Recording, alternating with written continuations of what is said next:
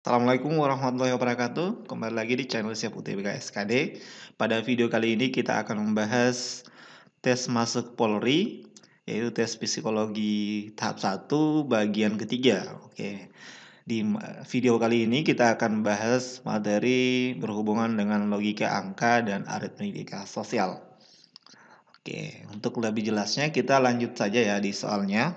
Bagian pertama yaitu tentang logika angka. Perhatikan soal nomor 1. Di sini disebutkan bahwa jika X sama dengan P kali 1 kali 1 dan Y sama dengan P tambah 1 tambah 1, maka nilai dari X dan Y bagaimana? Oke, ini kalau kita hitung X-nya sama dengan P kali 1 kali 1, berarti tetap saja nilainya P.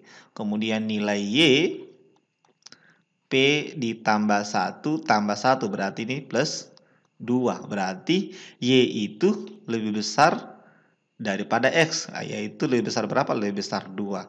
Sehingga bisa dituliskan yang paling tepat adalah B, X kurang dari Y. Oke.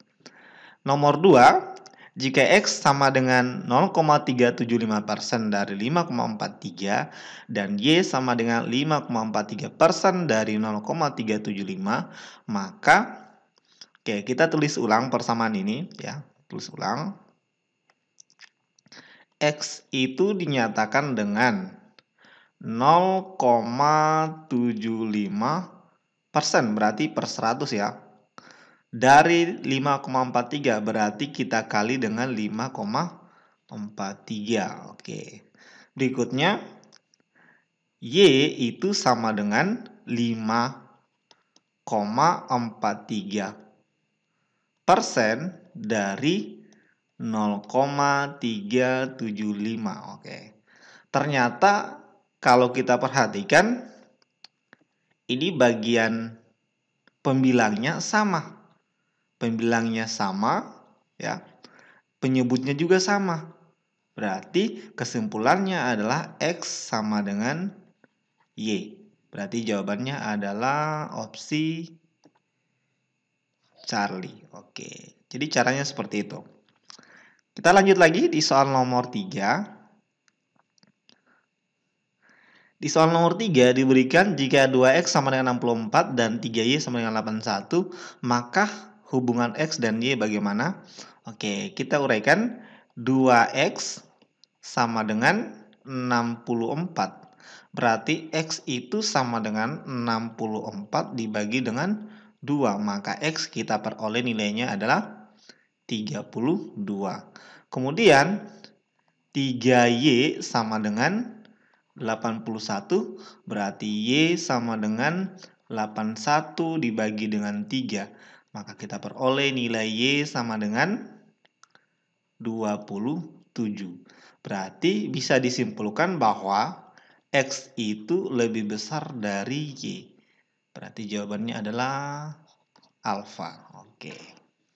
Lanjut di soal nomor 4. Jika Y terletak di antara harga Z dan X, ya, sedangkan X lebih besar dari Z, oke, kita misalkan ya, di antara Z dan X. Berarti misalkan, kemudian ada pernyataan X itu lebih besar dari Z. Berarti kalau kita misalkan X-nya itu sama dengan 10, ya, kita misalkan saja, berarti nilai dari Z harus kurang dari 10. Oke, harus kurang dari 10. Kalau saya misalkan ya, kalau saya misalkan Z adalah 9, toh, kemudian X-nya adalah 10, sesuai pernyataan di sini, Y terletak di antara Z dan X. Berarti saya bisa tuliskan Y sama dengan 9,5. Atau bisa kita simpulkan bahwa Z itu kurang dari Y atau Y itu kurang dari X. Berarti jawabannya adalah A. Oke, jawabannya adalah A.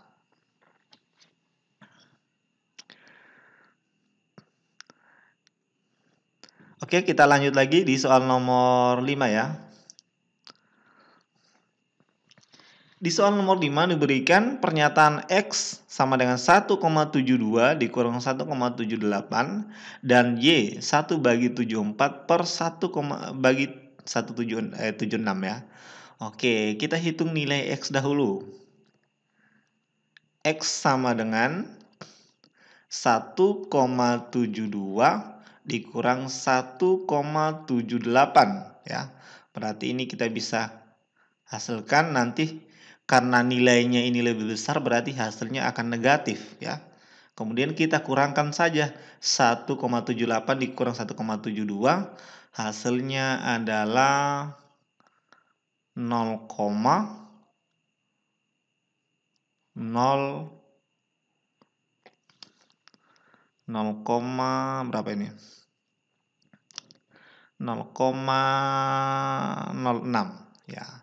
Jadi ini nilai X ya. Kemudian Y itu sama dengan 1/74 ditambah dengan berapa? 76. Berapapun nilai dari Y ini akan berharga positif ya. Sementara nilai dari X itu dia berharga negatif. Berarti kesimpulannya pasti Y itu akan selalu lebih besar dari X. Maka jawaban yang paling tepat untuk soal ini adalah opsi B. Oke. Lanjut lagi di soal nomor 6.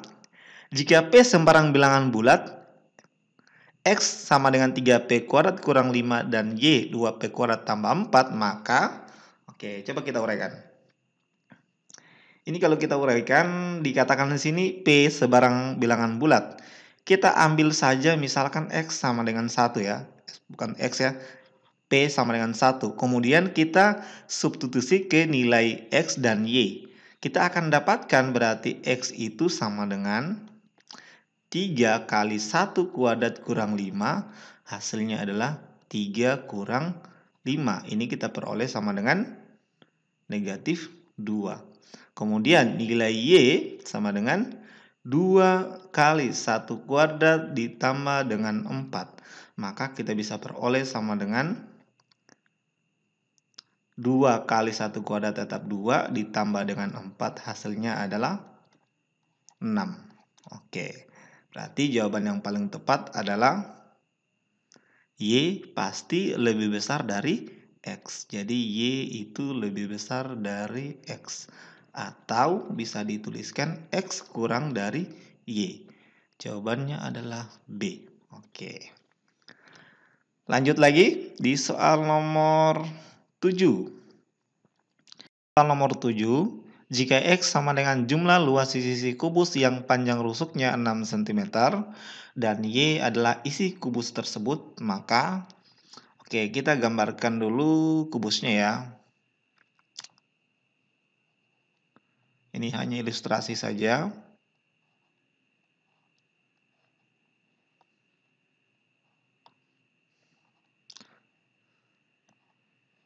Ini kalau kita hitung jumlah sisi-sisinya, sisi-sisi kubus ini ada 6 ya. Berarti kalau ditanyakan luasnya, itu sama saja dengan luas keseluruhan sisi kubus. Berarti sama dengan luas total sisi ya. Sisi kubus itu sama dengan 6 kali sisi kuadrat. Berarti kita langsung bisa hitung saja. Nilai darinya 6 kali sisinya 6 berarti 6 kuadrat. Berarti ini hasilnya adalah 6 dikali dengan 36. Ini hasilnya 6 kali 6 hasilnya 6. Ingat 3, 6 kali 3 adalah 18 tambah 3, 216 cm pangkat 2. Nah, kemudian nilai Y adalah isi kubus. Oke. Jadi ini sama dengan nilai X ya. Kemudian nilai Y-nya sama dengan isi kubus ya. Isi kubus tersebut sama dengan volume. Jadi Y itu sama dengan volume. Volumenya itu sama dengan sisi pangkat 3. Berarti sama dengan 6 kali 6 kali 6. Ternyata ini juga hasilnya adalah 216 cm pangkat 3. Memang satuannya berbeda, tapi yang dicari di sini adalah nilainya. Apakah sama? Ternyata nilainya sama. Berarti X dan Y itu sama. Jawabannya adalah Charlie. Di soal nomor 8 diberikan X sama dengan jumlah bilangan genap di bawah 50 dan Y sama dengan jumlah bilangan gasal di bawah 50. Maka hubungan X dan Y adalah oke. Jadi bilangan gasal ini adalah bilangan ganjil ya. Jadi jumlah keseluruhan bilangan jumlah keseluruhan bilangan ya di bawah 50 ada 49 bilangan. Oke. 49 bilangan. Kemudian jumlah bilangan untuk X ya, atau kita tulis saja seperti ini, kita hapus dulu. Jumlah bilangan untuk X ya, bilangan genapnya untuk X itu adalah NX dari angka 2 sampai dengan 48, berarti ada 24 bilangan. Oke. Dia berjumlah 24 bilangan. Kemudian jumlah bilangan ganjil untuk Y itu sampai bilangan ke-49, berarti dia ada 25 bilangan. Oke, jadi totalnya adalah 49. Di sini sudah kelihatan kalau kita cari hubungan X dan Y. Nah, sudah kelihatan karena X pasti lebih kecil dari Y. Atau kita bisa menggunakan konsep deret aritmetika. Kenapa? Karena nanti X itu akan membentuk deret aritmetika. Genap 2, 4, 6, 8 seterusnya sampai dengan 48. Kemudian Y juga nanti deretnya bilangan ganjil 1, 3, 5, 7 sampai 49. Di sini kita punya beda ya, beda dari deretnya adalah 2. Oke. Berarti kalau kita mau cari jumlah keseluruhan bilangan untuk X dan Y itu kita pakai Sn sama dengan ya N per 2 dalam kurung 2A ditambah N kurang 1 dikali dengan B. Oke. Ini kalau kita hitung, kita masukkan nilainya. Ini 24. Kalau kita cari X per 2 kali 2A. A-nya suku pertama untuk X adalah 2. Berarti 2 kali 2 ditambah dengan ini adalah 24 dikurangi dengan 1 dikali 2. Ini kalau kita hitung semuanya kita akan dapat hasilnya adalah 600. Oke. Berikutnya dengan cara yang sama untuk mencari Y. N-nya dia ada 25 bilangan. Berarti 25 bagi 2 kali 2 kali suku pertamanya 1. Kali 1 tambah 25 kurang 1. Pakai rumus yang sama ya. Dikali dengan bedanya sama 2. Ini kalau kita hitung kita akan peroleh hasilnya 625. Berarti kita peroleh bahwa hubungan antara X dan Y yaitu X lebih kecil dari Y. Berarti jawabannya adalah B. Oke, jadi jawaban yang paling tepat adalah jawaban B. Oke, jadi gitu caranya ya. Jadi gitu caranya. Gitu cara penentuannya. Kalau mau ingin lebih mudahnya. Ini kalau dihitung tadi 25 kurang 1, 24. Kali 2 itu hasilnya 48. 48 tambah 2 itu adalah 50, bagi 2-nya 25. Kali 25, 625. Oke, yang ini juga kalau dihitung, ini 23 dikali 2. 23 kali 2 sama dengan 46, tambah 4, 50 bagi 2, 25 kali 24, itu dapatnya adalah 600 ya. Oke. Oke, saya kira cukup ya. Kita lanjut lagi, mudah-mudahan dapat dimengerti. Kita lanjut di soal nomor 9.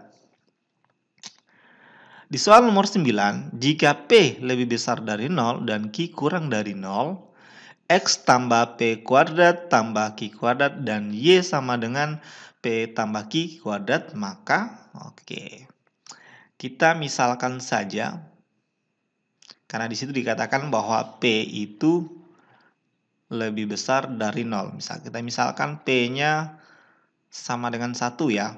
Kita ambil bilangan bulat saja. Berarti nanti kita akan peroleh, kemudian ada pernyataan berikutnya adalah Q itu harus kurang dari 0. Berarti kita bisa tuliskan bahwa Q sama dengan negatif 1. Oke. Kemudian nilai P dan Q ini kita masukkan ke persamaan X. X itu sama dengan ya, P kuadrat berarti 1 kuadrat ditambah dengan Q kuadrat berarti negatif 1 di pangkat 2. Ini kita hasilkan nilainya 1 tambah 1 ya. Karena negatif pangkat dikuadratkan hasilnya positif. Ini hasilnya 2. Berikutnya kita cari nilai Y. Y itu sama dengan dalam kurung P tambah Q berarti P-nya 1 ditambah dengan negatif 1 kemudian dikuadratkan. Ini sama saja sama dengan 1 kurang 1 kuadrat. Berarti ini sama dengan 0 kuadrat atau hasilnya sama dengan 0. Berarti bisa disimpulkan bahwa nilai dari X itu lebih besar dari Y. Jawabannya adalah A. Oke. Lanjut nomor 10. Jika X sebuah lingkaran berjari-jari X dan luasnya adalah 3Y kuadrat, maka hubungannya gimana? X sebuah lingkaran berjari-jari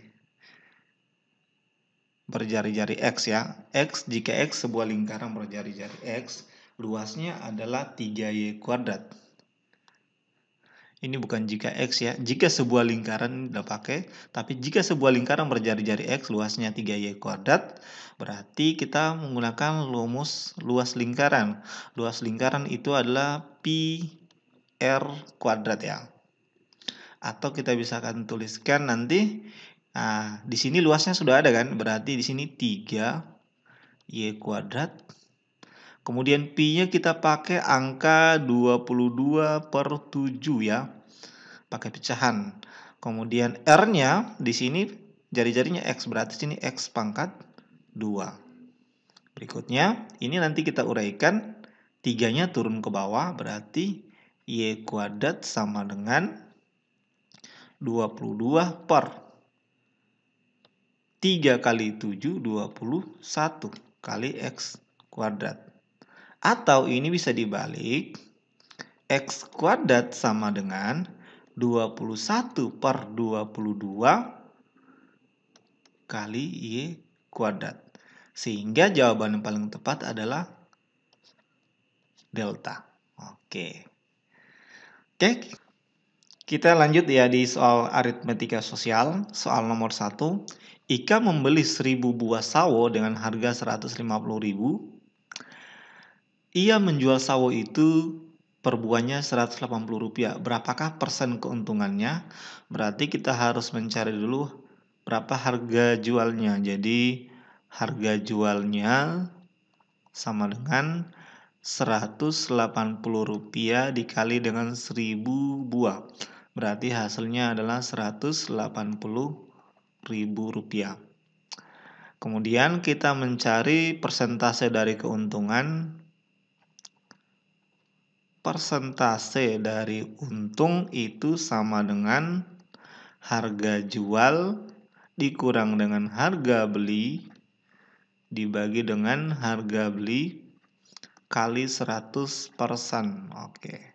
Ini hasilnya adalah harga jualnya 180, harga belinya 150 ya, ini dibagi dengan 150 harga belinya dikali 100%. Berarti ini hasilnya adalah 180 kurang 150 itu 30 dengan 150 kali 100%. Ini kita perkecil jadinya 1/5 dikali 100%. 100% bagi 5 itu sama dengan 20%. Berarti jawabannya adalah E.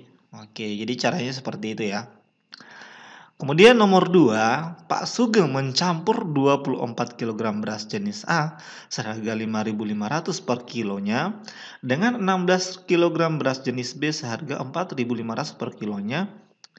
Jika Anto membeli 12 kg beras campuran, berapakah uang yang harus dibayarkan? Oke, berarti kita harus mencari harga beras campuran dahulu ya. Jadi harga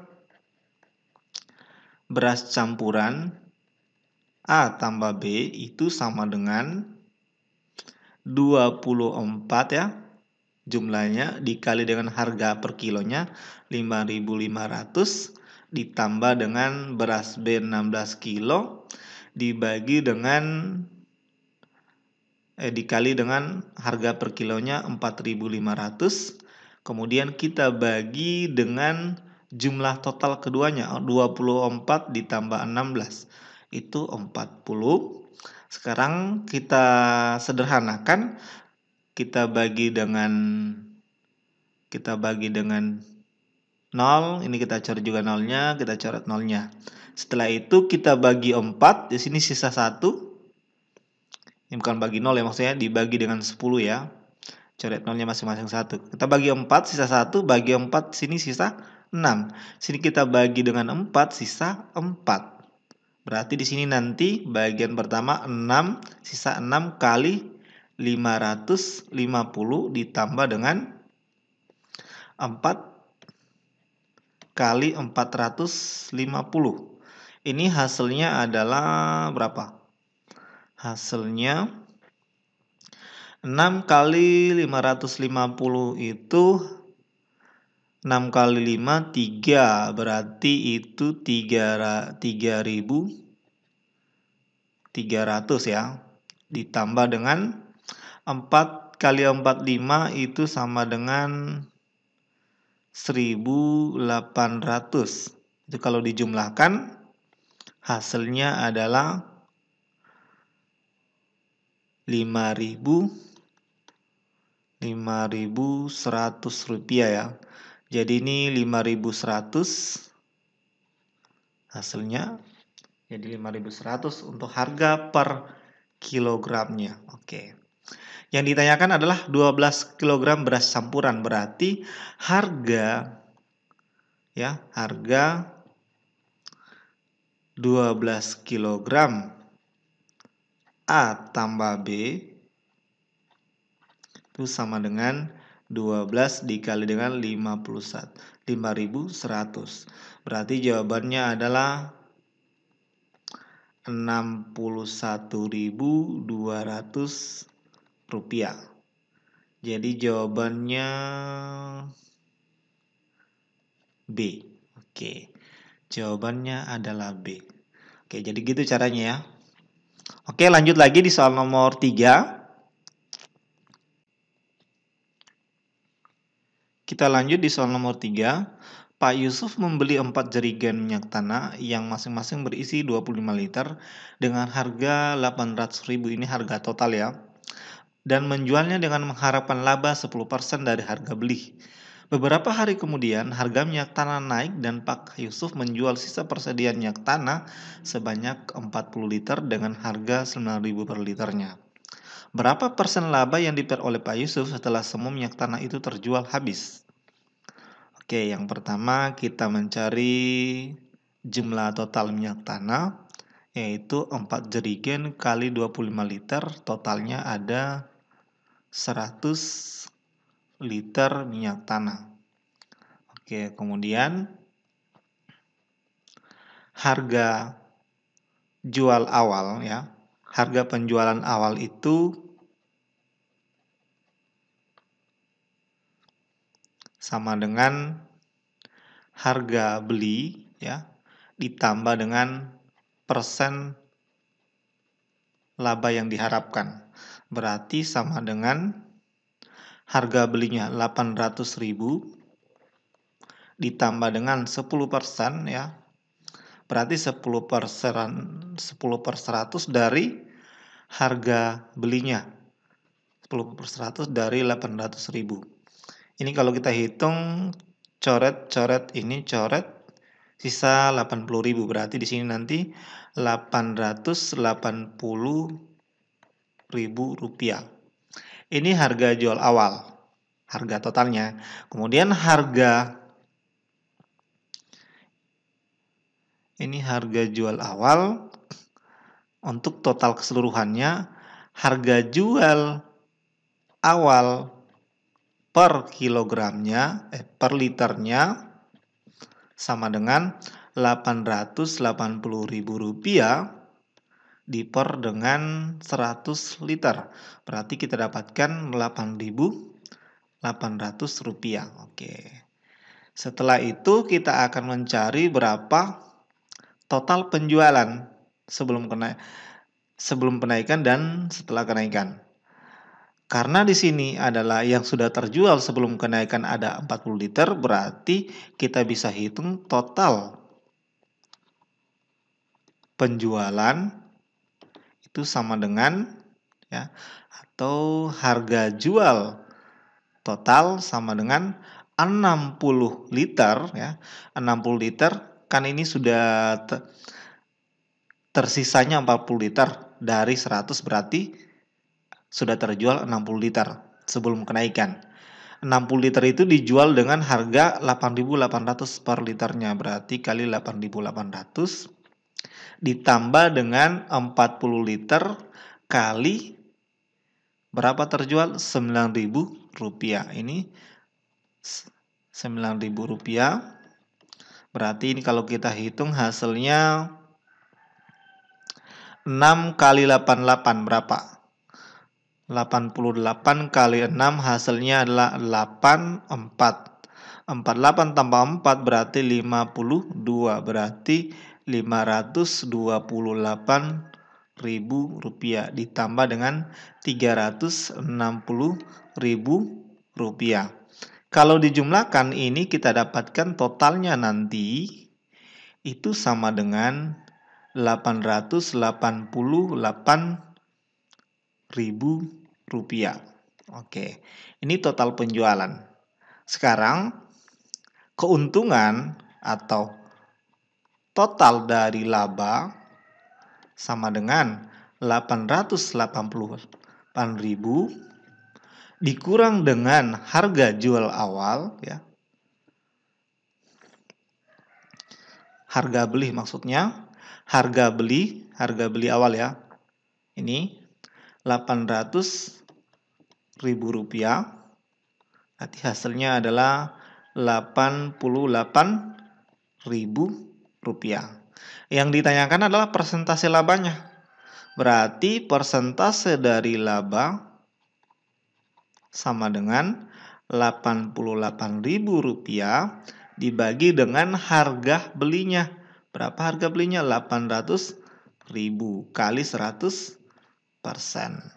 Ini kalau kita coret sama dengan ininya dapat 0,11 kali 100 berarti 11%. Berarti jawabannya adalah B. Oke, jadi caranya seperti itu ya. Kalau ada pertanyaan tentang soal ini silahkan ditanyakan di kolom komentar. Kita lanjut lagi di soal nomor 4. Hilman menabung di koperasi sekolah dengan mendapat bunga 15% per setahun. Apabila uang tabungan semula adalah Rp90.000, maka setelah 1 tahun menabung mendapat bunga dan mendapat bunga, uang tabungan Hilman menjadi berapa? Oke, jadi ini masuk materi aritmetika sosial, materinya tentang bunga majemuk ya. Ini tentang bunga majemuk. Berarti kita bisa menghitung berapa uang tabungan selama setahun ya. Itu bisa kita hitung dengan cara jumlah tabungan. Jadi jumlah tabungan itu sama dengan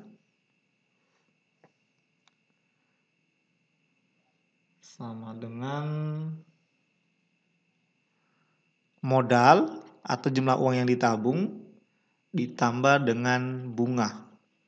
Ya, ditambah dengan bunga. Berarti kita hitung modalnya berapa? Modalnya adalah Rp90.000, berarti Rp90.000 ditambah dengan bunganya 15% setahun ya. Jadi bunganya adalah 15% setahun. Berarti kalau bunganya 15% setahun, berarti di sini 15 per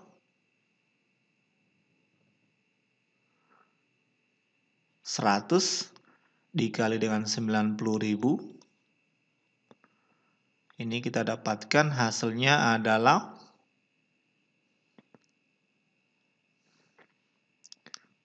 ini